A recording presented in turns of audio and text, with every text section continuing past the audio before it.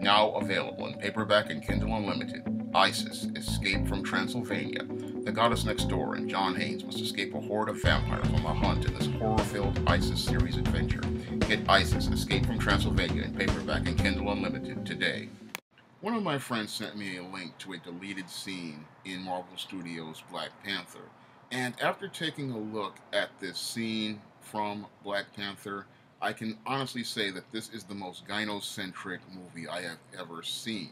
Because if Ryan Coogler had added this scene to the Black Panther movie, it would have totally emasculated T'Challa, and T'Challa would have looked completely weak. We're going to take a look at that scene first, and then I'm going to go into my analysis.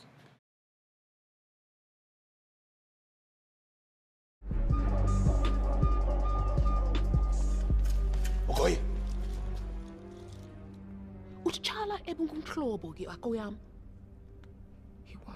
You didn't seem to have a problem when he was thrown from the force. It was the king's challenge, he lost. You wanted him to lose. He was not fit to lead.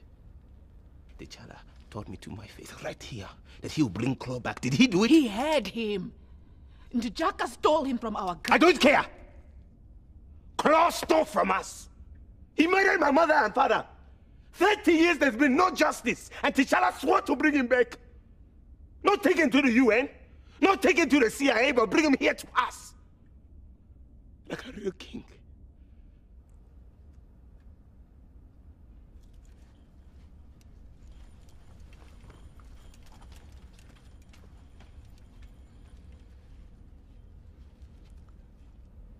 This is what you would have me leave the daughter for. To bring our children into this world where they become conquerors. Yes. Our children will be leaders of a truly free world. Not just a tiny country where we have to hide everything that makes us great. There will be war and death.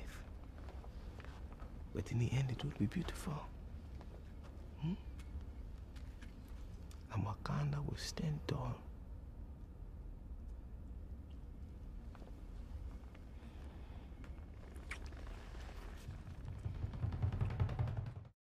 In this deleted scene, we see Okoye and her husband having an argument after T'Challa's defeat at the hands of Eric Killmonger at the Falls.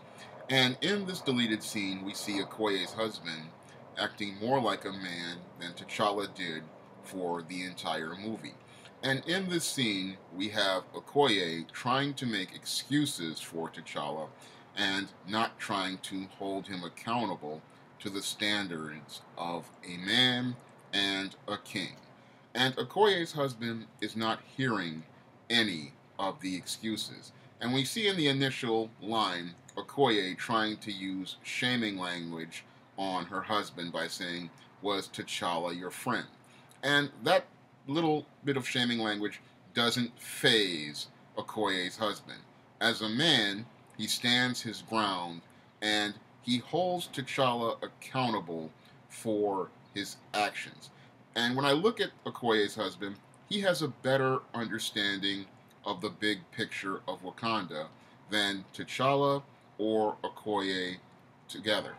Because when I look at Okoye's husband, he understands the role of a leader, and he understands that when a man makes a promise to do something, he has to have the integrity to follow through with his promise. Now, when it came down to T'Challa, he said that he was going to bring Claw to justice. And instead of T'Challa going out here to bring Claw to justice, he got caught up in his emotions. He got caught up in the battle with Claw in Korea, and he wound up letting Claw get away. And instead of making an excuse for him, Okoye's husband holds him accountable for that. Because when I looked at that one scene showed that the director Ryan Coogler and Disney were going out of their way to try to emasculate T'Challa by not giving him the decisive victory that Tony Stark had in Gulmira or Steve Rogers had when he rescued Bucky from the Hydra compound. And Okoye's husband holds T'Challa accountable in this deleted scene, and he does not give him a pass for failing. And that's something men do, because when a man makes a promise to other men and does not follow through on his promise, other men hold him accountable for his actions. And as this argument progresses, we see Okoye trying to use deflections and shaming language, again, to try to make excuses for T'Challa and try to give him passes for not meeting up to the standards of the king. But Okoye's husband continues to hold firm, and he continues to check his wife, and he asserts hard male authority all throughout the scene. And I see why Ryan Coogler did not add this scene to the movie, because if he were to have added this one scene to the movie, it would have destroyed the entire film. And the reason why it would have destroyed the entire film was because here we have not only M'Baku acting more like a man than T'Challa, but we have T'Challa's friend and second in command acting more like a man than he does. And that would have totally emasculated T'Challa completely, and it would have made the entire film's story fall completely apart. Because the reason why this one scene would have made the entire film fall completely apart was the fact that here we have one of the subordinates of T'Challa who is stronger in his masculinity and more secure in his masculinity, and he makes a plot point that derails the entire film by the point that T'Challa did not go out here and do what he set to do in bringing Claw to Wakandan justice. Now, as this scene progresses, we have Okoye continuing to try to make excuses for T'Challa, where she says that he went down the falls. But again, her husband holds T'Challa responsible, and he refuses to hear her deflections. He says that he lost the challenge, and he makes him take responsibility for the challenge. And that's what men do, because if you're going to take a challenge, you're going to take responsibility for it. And this deleted scene also shows how gynocentric the film is, because as I was watching Black Panther in the theater, I noticed how he was surrounded by women and everything was all about making the women appear to be so strong. And them coddling T'Challa, because after he lost the challenge, they were the ones, like many of these single mothers out here, who run to go protect their son instead of making him take accountability the way a man would. Now, this Okoye's husband would be the first man to hold him accountable to his actions, and if this scene were left in the movie, M'Baku would be the second man to hold him accountable, because when they offered M'Baku the heart-shaped herb, he had the integrity and the character of a man to say he would decline the heart-shaped herb and go fight Killmonger, because he understood the importance of having integrity as a man and understood the integrity of having values to do what is right as related to the rules of the Wakandan kingdom. So when I look at these two men, they are maintaining the integrity of the Wakandan kingdom, and they are maintaining their own personal integrity, because they refuse to make a compromise, because they know that compromise is a slippery slope, and if someone takes a compromise, they can literally lead to the whole complete collapse of the kingdom. So I look at these two men, Okoye's husband, and I look at M'Baku, and again, they acted more like men than T'Challa did for the entire movie. And if this deleted scene had been added to the movie, it would have completely emasculated T'Challa, and it would have made him look like a big pussy. Because when I look at this one scene of Black Panther that was deleted, it could have completely, again, destroyed this entire movie. Now, as this scene progresses, we have Okoye talking about conquerors, and this is more shaming language. And again, we see her husband remaining firm, remaining consistent, and because he remains firm and consistent, Okoye, at the end of the scene, eventually learns how to respect him, because she sees the strength of male authority and she sees the power of male authority. Because in this one scene, we see a man not only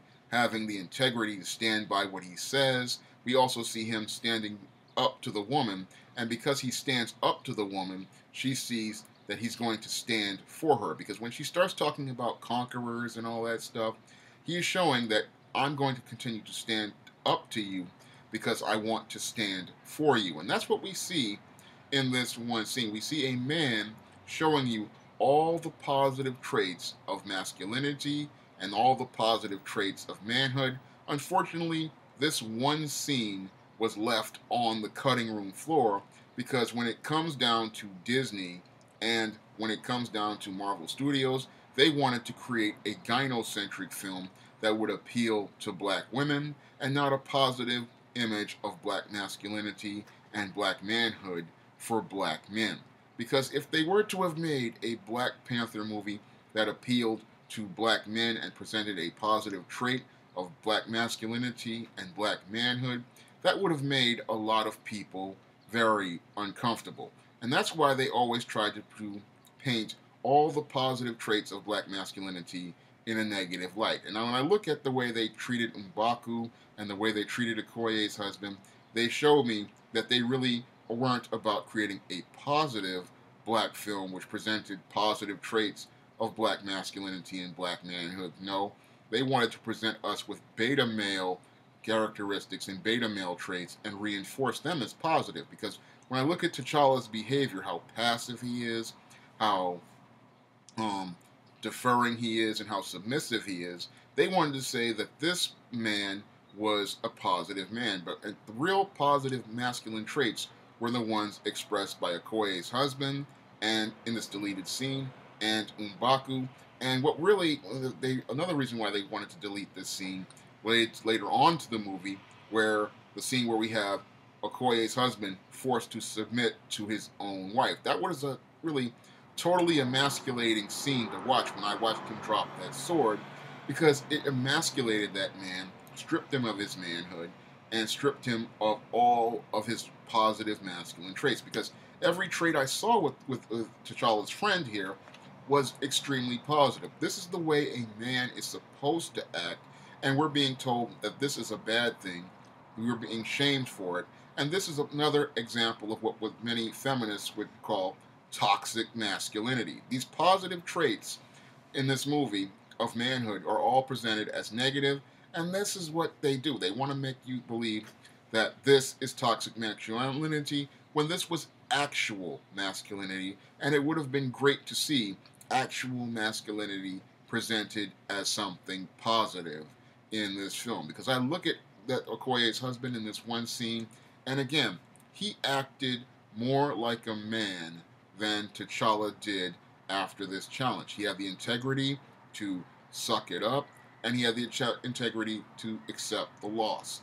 And when I look at this one scene, and I look at the scene with M'Baku, both of those men had the character to still remain men, navigate through their emotions, and remain in complete control of themselves, even when dealing with an emotional group of females. Because in this one scene where he checks Okoye, I notice again, he remains firm, he remains consistent, and he does not break. And that's something that she, again, respects at the end of the argument, because when she sees him standing up to her, she understands he will stand up for her. Unfortunately, this one great scene was deleted from the movie because it, again, did not fit Disney's narrative as related to black men. It did not fit their narrative as related to the way they believe a hero should be, and it did not fit their whole gynocentric view of manhood and masculinity. And it's a shame that this scene wasn't added, because again, it would have been a great scene, but again, they didn't want it because it didn't fit the gynocentric theme of this Black Panther movie, and it would have totally emasculated the hero and presented him for the wimp that he actually was. If you want to read about a strong, masculine black man, I urge you to pick up my novel, The Temptation of John Haynes. And if you want to read more John Haynes' adventures, you can also pick up Isis Escaped from Transylvania on Amazon.com. That's all I have to say for this video. You can comment, rate, and subscribe.